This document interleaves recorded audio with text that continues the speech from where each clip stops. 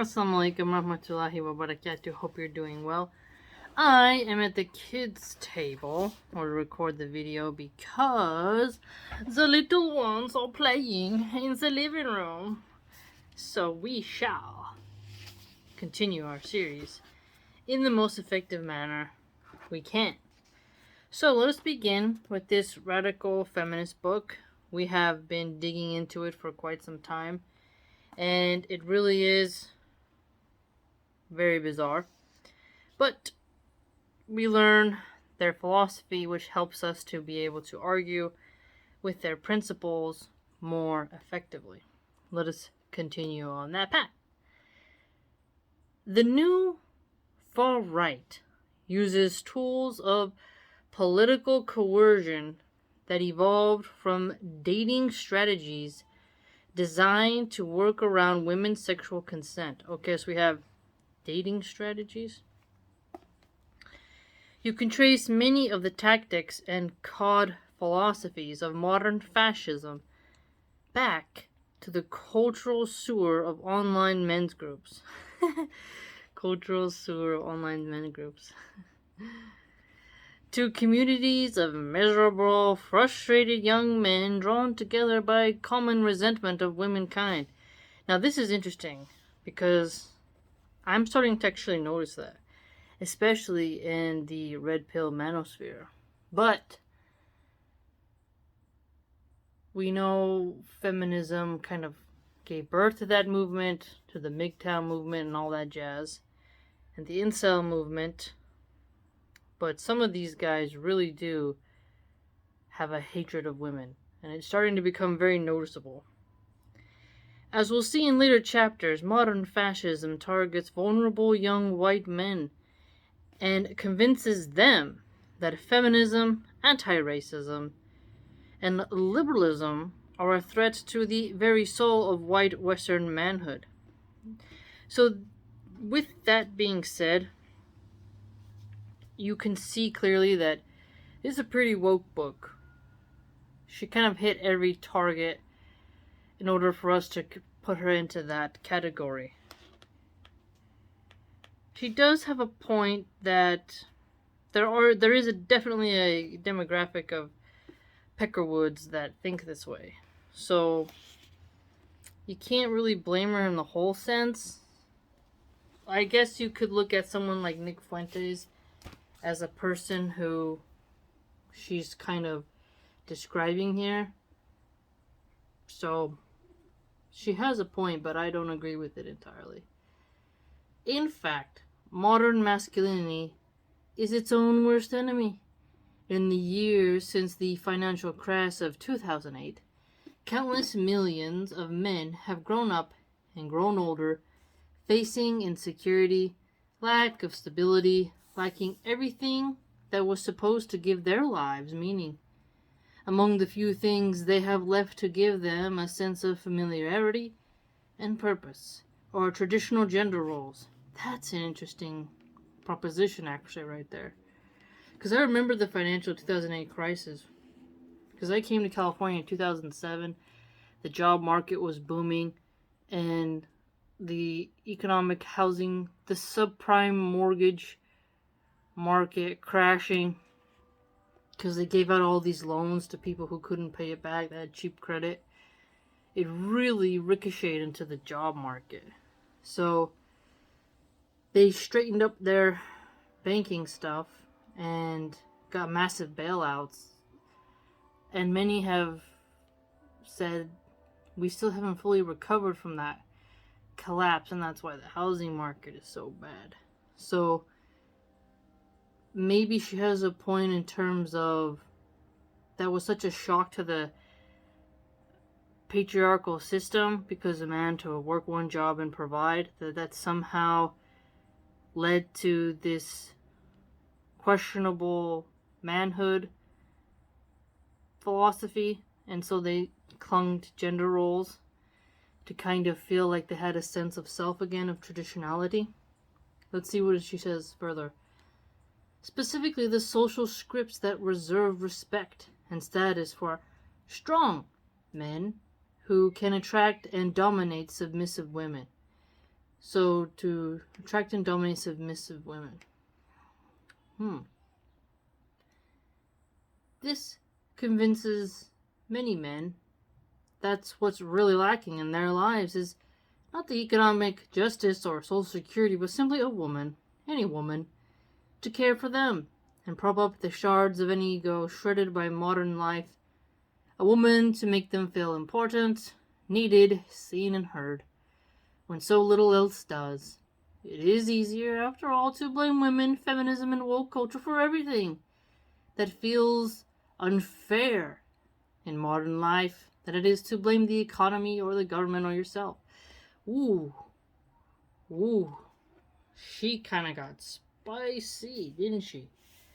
Ooh. Okay, so contending that it's pure ego, they need a woman to kind of cling to and help them feel like they can recover a sense of manhood, a sense of communal security. It is fascinating that she points out to blame women and feminism. I do notice that a lot. There are some men who live in other countries who blame American feminists for literally everything, when in reality they just are domineering, abrasive, brash, unpleasant, ego maniacs who are heavily narcissistic, and maybe that's why the women don't find them that's safe to have children with and marry. But they like to blame Western feminists for women in their country not wanting to date them. And maybe those men don't have a good body. They're kind of very whiny, playing video games too much. There could be another factor there, right? But it seems to be that if you are a mediocre male, you can attract good women, and you can only attract thoughties, really loosey-goosey women, that somehow, the feminists are to blame. I think feminism is to blame for some big problems in our culture, but not to be the scapegoat. Not to be the scapegoat. So I find she kind of went into a unique area here, because there are those manosphere, WhatsApp, Telegram circles where you can definitely see that it's almost homoerotic, because they're like, women this, they're always shaming women. They complain more about women than like gay men or other women, and you're like, something's going on here. It's pretty strange. Sounds like a gay grooming circle, where it's like, those women are so bad. Look at that bad woman. She's so naughty. Why don't you come over here? Like, there's a little bit of weirdness going on, and it doesn't matter which religion. That perverted mindset seems to be going through. We're like, aren't those women bad? And that's when you get like a trans person or a bisexual or a gay man in there playing games. That's why Milo Yiannopoulos is really big in the right-wing side, because he's very, gay men can get away with being catty to women in a way that straight men can't. It's fascinating. Interesting. Now, a woman to make them feel important. I mean, in Islam, the woman, we are told, was created literally from the rib of Adam. We are to be a mercy and a kindness towards each other. And marriage is very important. So, a companion that you can have romantic relations with, you can hold when you're in your darkest moments, can make you feel important when the world's against you, I'd argue. I do think that the young men do blame the economy because they feel emasculated, and they do blame the government because of, mass immigration, which to them they contend holds the wages down. So there is an element of that. They do all of that. Now, I disagree with how she blended both, to where it's like, okay, they want to have a dominant personality and they want to take over submissive women, and They don't have anything else going through their lives, so they have to cling to gender roles in order to feel like they're secure in their community and have importance in life, to validate their ego, she's contending. And they do not blame the economy or the government or themselves enough. I hope that, we all can take some constructive criticism, because she has her perspective and she has some points, but I wouldn't agree with the way in which she's wedging it. So that's interesting. What say you? Let's continue. When society becomes unstable and men feel fragile and insecure, women suffer. As daily life becomes more precarious and public funding for healthcare, welfare, housing, education, and social care is cut by governments around the world, women are expected to step in and provide more and more of that vital work of care, either for free, within relationships, or on low paid, low status, insecure, domestic jobs that are filled overwhelmingly by immigrant and working class women. Okay. Alright, so when society becomes unstable, she says, when men feel fragile and insecure, women suffer. And so she contends women are placed in low-paying, low-status domestic jobs. And they're usually filled by immigrant women.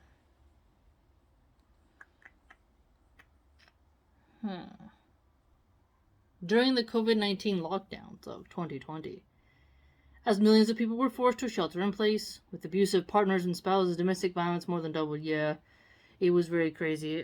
Child abuse went up. I remember reading those news stories. It was quite crazy. I learned from that reporting how many women must be very careful about the person they marry, because if you couldn't be in lockdown with them without them getting you two freaking out on each other, then you have a serious issue. Some people can only stay together if they're constantly away from each other. Some people need their space, that's normal, but there was definitely some abuse going on. And the other flip side of that is alcohol consumption went up. And obviously when drunkards are arguing, you're doing a pandemic, you're financially ruined, and you mix alcohol into that, there's going to be verbal spats, which lead to altercations. So no doubt about it, that definitely was a brutal time for America and across the world. Of course, women have also had to grow up and build lives in the same toxic, demeaning job market on the same burning planet. Burning planet. I hope she's not using the climate change agenda here. Women have to survive with falling wages and rising rents and unmanageable debts and career insecurity. Yeah, job markets are always insecure, I'd argue. You're never really secure in a job. That's the thing. You're not really, unless you have a golden parachute, right? Rents, yeah, we do need rent control. They raise our rent every year $100. It's getting quite insane. And that's in California, liberal California. Falling wages relative to inflation, maybe? And on top of all that, women have also had to survive the men who blame them for it all. So when she mentions had to survive men who blame them for them all, I have heard from the Just Pearly Things Red Pill crowd that they contend that women entering the workforce somehow lowered wages, created a new tax bracket, but others argue that during World War II, women literally had to enter the job force because so many men died and so many families were left to fend for themselves after World War I and World War II. And that's not including Desert Storm, that's not including the war in Iraq, Afghanistan, and the North Korean War. There's been a lot of wars in American history, and that have just left women totally unprotected.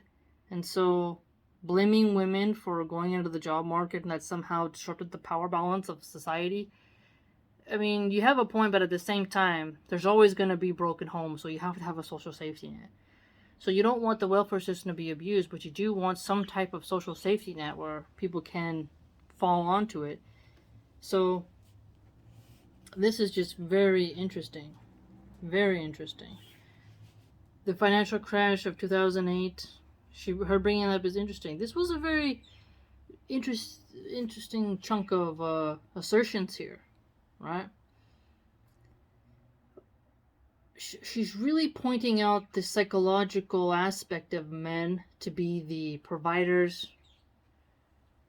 And I see how she is contrasting that to women being abused and being scapegoated because they are lacking their traditional outlets to prove their manhood.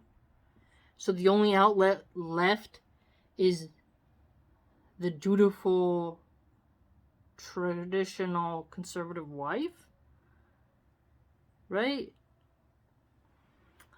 So she's definitely got her left-wing perspective here. She has an anti-white, anti-religious, anti-Christian perspective. So she's really laying it thick on us here because she feels there's a weaponized misogyny going on, and she has pointed out to the online manosphere.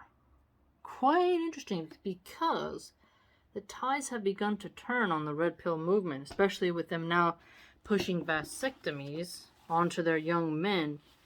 So what's the point of a wife if you just want to have, sterile intimacy and not actually reproduce? So the manhood aspect doesn't really come to fruition because you're a horn dog, not necessarily a man who's providing for children. And you're not marrying them, so you're not financially liable. So it is fascinating. What do you think? What do you think? By the way, if you'd like to join my blog, it's www.subscribestar.com/MilahanArchive. Hope to see you there. And take care.